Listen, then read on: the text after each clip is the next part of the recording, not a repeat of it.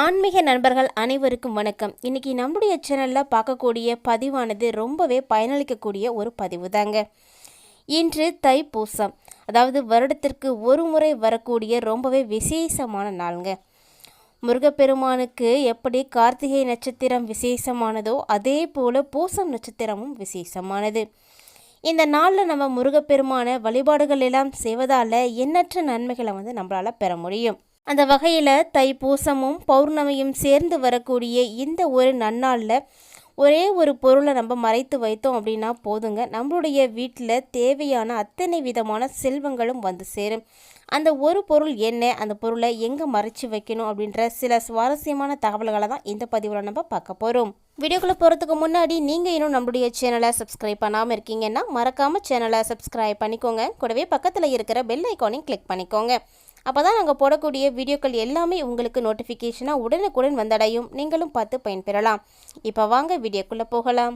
2024 வருடத்திற்கான தைப்பூசம், அதாவது வியாழக்கிழமையன்று வந்திருக்குங்க. வியாழக்கிழமை அப்படின்றாலே குபேரனுக்கு உரிய நாள் நம்ம எல்லாருக்கும் தெரியும். அதனால் தவறாமல் இன்றைய தினம் குபேர வழிபாடும் நீங்கள் செய்துக்கோங்க. உங்களுடைய வீட்டில் குபேர விளக்கு இருக்குன்னா தவறாமல் குபேர விளக்கு ஏற்றி குபேரரையும் வணங்கி வருவது நல்ல பலன்களை எல்லாம் பெற்றுக் கொடுக்கும். கூடவே இன்றைய தினம் பௌர்ணமி அப்படின்னாலே பிரபஞ்சத்தினுடைய சக்திகள் அதிக அளவு நிறைந்திருக்கும். நிறைய பாசிட்டிவான எனர்ஜிகள் இருக்கக்கூடிய இந்த ஒரு நாளில் நீங்கள் செய்யக்கூடிய ஒவ்வொரு விதமான வழிபாடுகளும் வேண்டுதல்களும் உங்களுக்கு அப்படியே பிரதிபலிக்குங்க. அதனால் இந்த நாளில் நம்ம எப்படியெல்லாம் வழிபாடுகள் செய்யலாம், மேலும் இந்த நாளினுடைய சிறப்புகள் என்னென்ன அப்படின்ற நிறைய தகவல்களை நம்ம தொடர்ந்து பார்க்கலாங்க. அதுக்கு முன்னாடி யாருக்கெல்லாம் முருகப்பெருமானை ரொம்ப ரொம்ப பிடிக்குமோ அவங்களாம் தவறாமல் வீடியோக்கு ஒரு லைக் பண்ணிக்கோங்க. முருகப்பெருமானை பற்றிய சில சுவாரஸ்யமான தகவல்களை எல்லாம் தெரிஞ்சுக்கிறதுக்கு முன்னாடி ஒரு சின்ன வீடியோ கிளிப்பை போய் பார்த்துட்டு வந்துடுங்க.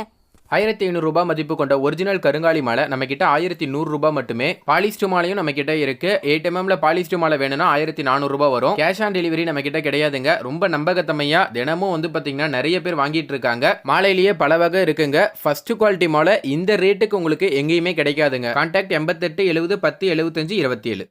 தமிழ் கடவுளான முருகப்பெருமான வழிபாடு செய்யாதவங்க அப்படின்னு யாருமே இருக்க முடியாதுங்க. நம்ம உலக நாடுகளில் இருக்கக்கூடிய நிறைய தமிழர்கள் இந்த தைப்பூச திருநாளின் பொழுது முருகப்பெருமானுக்காக அழகு குத்துதல், பால்குடம் எடுத்தல் மற்றும் காவடி எடுப்பது போன்ற நிறைய நேர்த்திக்கடன்களை செய்து வராங்க. அதனால தான் தமிழ் கடவுள் அப்படின்ற ஒரு சிறப்பையே முருகப்பெருமான் பெற்றிருக்காரு. எப்படிப்பட்ட முருகப்பெருமானை நம்ம எப்படி சஷ்டி நாட்களில் விரதம் இருக்கிறோமோ அதே போல் தைப்பூச நாட்கள்லையும் விரதம் இருந்தோம் அப்படின்னா நமக்கு நிறைய நல்ல பலன்கள் கிடைக்கும். குறிப்பாக நல்ல ஒரு சொந்த வீடு அமையணும், குழந்தை பாக்கியம் வேண்டும், திருமண தடையானது நீங்க வேண்டும், வாழ்க்கையில் ஒரு முன்னேற்றம் வேண்டும், தீராத நோய் இருந்தால் அந்த நோய் தீர்ந்து போகணும் அப்படின்னு நினைக்கக்கூடியவர்கள் அனைவருமே இந்த தைப்பூச திருநாளில் தவறாமல் முருகப்பெருமானுக்காக விரதம் இருந்துக்கோங்க. மேலும் அன்றைய தினம் உங்களுக்கு வேல் வழிபாடுகள் செய்யக்கூடிய பாக்கியம் கிடைச்சா தவறாமல் வேல் வழிபாடு செய்யுங்க. உங்களுடைய வீட்டில் வேல் வச்சுருக்கீங்க அப்படின்னா தவறாமல் அன்னைக்கு அந்த வேலுக்கு அபிஷேகங்கள் செய்யுங்க. உங்களால் முடிஞ்ச அளவுக்கு தீபதூப ஆராதனைகள் எல்லாம் காட்டி நெய்வேத்தியங்கள் எல்லாம் செய்து முருகப்பெருமான மனதார பிரார்த்தனை செய்துக்கோங்க. கூடவே அன்றைய தினம் வியாழக்கிழமை அப்படின்றதுனால குபேரருடைய அருளாசி நமக்கு கண்டிப்பாக வேண்டுங்க. வீட்டில் குபேரர் தீபம் வச்சுருக்கீங்கன்னா தவறாமல் அன்றைய தினம் குபேரருக்காக தீபம் ஏற்றுங்க. மகாலட்சுமி தாயினுடைய அருளாசியும் அன்னைக்கு நமக்கு கண்டிப்பாக தேவைப்படுது. இப்படி மகாலட்சுமியினுடைய அருளாசியும் குபேரருடைய அருளும் நமக்கு கிடைக்கும் பொழுது செல்வ செழிப்பிற்கு தடையே இருக்காதுங்க. அப்படியே மகாலட்சுமியினுடைய அருளாசியை பெறுவதற்கு நாம் செய்ய வேண்டிய ஒரு எளிமையான பரிகாரம் என்ன அப்படின்றத தான் இப்போ நம்ம பார்க்க போகிறோம். பொதுவாகவே நம்முடைய வீட்டினுடைய சமையல் அறையில் நிறைய பொருட்களானது காணப்பட்டாலுமே கூட மகாலட்சுமியின் அம்சம் நிறைந்த ஒரு எளிமையான பொருள் அப்படின்னா அது கல்லுப்பு தாங்க. மகாலட்சுமி தாயாருக்காக நம்ம செய்யக்கூடிய எந்த ஒரு பரிகாரமாக இருந்தாலுமே கூட அதில் முக்கியமான இடம் பெறக்கூடியதுன்னா கல்லுப்பு தான். இந்த கல்லுப்பை கொண்டு செய்யக்கூடிய ஒவ்வொரு பரிகாரமும் நம்மளுடைய கஷ்டங்களை எல்லாம் தீர்த்து கொடுக்கும். இந்த கல்லுப்பை எப்படி தண்ணீரில் போட்டால் உடனே கரைந்து போய்விடுகிறதோ அதே போல் கல்லுப்பை கொண்டு செய்யக்கூடிய ஒவ்வொரு பரிகாரமும் நம்மளுடைய கஷ்டங்களையும் கவலைகளையும் உடனடியாக தீர்த்து கொடுக்கும். அதனால தான் வெள்ளிக்கிழமையில் தவறாமல் கல்லுப்பு தீபம் ஏற்றுவாங்க. இது போல் தொடர்ந்து வெள்ளிக்கிழமைகளில் கல்லுப்பு தீபம் ஏற்றக்கூடிய பழக்கம் இருக்கிறவங்க தவறாமல் வீடியோக்கு ஒரு லைக் பண்ணிவிட்டு உங்களுக்கு அதன் மூலமாக அடைந்த நல்ல பலன்கள் என்னென்ன அப்படின்றதையும் கமெண்ட் பாக்ஸில் பதிவு செய்யுங்க. ஏன்னா கல்லுப்பை கொண்டு செய்திருக்கக்கூடிய எந்த ஒரு பரிகாரமுமே கண்டிப்பாக வந்து வீண் போயிருக்காது. அதற்கு நிறைய உதாரணங்கள் இருக்குது. நிறைய பேர் வந்து செய்து பலனடைந்திருக்கக்கூடிய ஒரு அற்புதமான ஒரு பரிகாரம் தாங்க. அப்படிப்பட்ட கல்லுப்பில் நம்ம இந்த ஒரு பொருளை மறைத்து வைத்தோம் அப்படின்னா இந்த நன்னாளில் நமக்கு நிறைய நல்ல பலன்களானது ஏற்படும். அந்த பொருள் என்ன அப்படின்றத இப்போ நம்ம பார்க்கலாம். பௌர்ணமி திதி அப்படிங்கிறது ரொம்பவே நல்ல ஒரு திதிங்க. இந்த நாளில் பிரபஞ்சத்தினுடைய சக்தி அதிக அளவு நிறைந்திருக்கும். நாம் செய்யக்கூடிய வழிபாடுகள் எல்லாமே நமக்கு நல்ல ஒரு பலன்களை வந்து பெற்றுக் கொடுக்கும். அதனால தான் பௌர்ணமி நாட்களில் இது போன்ற பரிகாரங்கள் எல்லாம் வந்து செய்கிறோம். இப்போது இந்த பரிகாரம் செய்வதற்கு தேவையான பொருட்கள் என்ன அப்படின்னு பார்த்தீங்கன்னா கல்லுப்பு தாங்க. இந்த கல்லுப்பு உங்களுடைய வீட்டு சமையல் அறையில் பீங்கான் ஜாடியில் உபயோகிப்பீங்க இல்லையா, அந்த உப்பையை நீங்கள் தாராளமாக எடுத்துக்கலாம்.